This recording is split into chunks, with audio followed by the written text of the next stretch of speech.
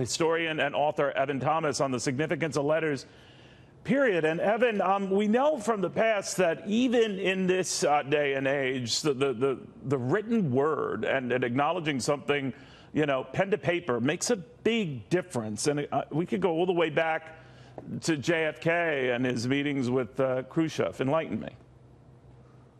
It's personal. I mean, during the missile crisis, the Cuban Missile Crisis, the worst crisis ever, the head of Russia, Khrushchev, wrote a personal letter to Kennedy saying, hey, we cannot have World War III here. Then the bureaucrats wrote another letter saying, tough letters, being tough. And Kennedy chose to answer the first letter, the personal letter from Khrushchev. That helped save the world, literally. Personal diplomacy through a letter actually help save our lives. Yeah, and choosing the letter they ultimately did that paved the way for sort of de-escalating that whole crisis. But I'm reminded, too, of, Ronald Reagan meeting with Mikhail Gorbachev, of course.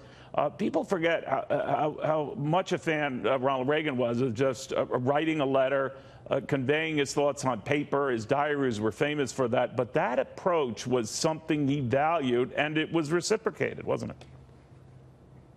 It was. I mean, Reagan and Gorbachev met at Reykjavik in Iceland and got to the point in their personal conversation where they talked about eliminating nuclear weapons altogether. Now, that didn't happen. You can say they went too far, but that was an important step towards ending the Cold War. Personal diplomacy like that can make a big difference. Now, it rattles the diplomats. They don't like it because they can't control it, and they think it's going to get out of control. So it's scary to have the principals meet. At least it's scary to their subordinates.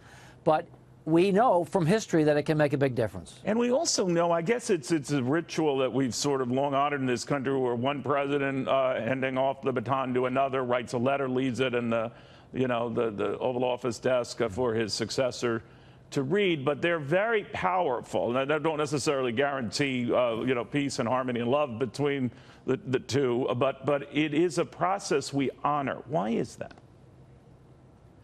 Well, I think, especially in the age of the Internet, the personal letter is more personal. Absolutely. The letter I'm thinking about was LBJ left behind the body counts in Vietnam, his personal reaction to the men who are dying. Richard Nixon, his successor, saw those, and I think it had an impact on Nixon. These personal communications, there is kind of as other authors have said, a president's club where they communicate with each other, usually by letter, sometimes in person, and it's a bond that's important. It is lonely being the leader of the free world, or being a leader, and you need to be understood by people who understand you, who've been in your shoes, who've been there before. And that's why these communications between presidents are important, even different parties. Nixon and Johnson, of course, were totally different parties, and on some levels they didn't trust each other at all. But at other levels they did. And it's just critically important that these connections can be made, whether it's by letter or face-to-face. They're important. I think the letter thing, to your point, is very important, because we live, to your very astute observation, of rush text and tweets and very quick exchanges, oftentimes on the phone.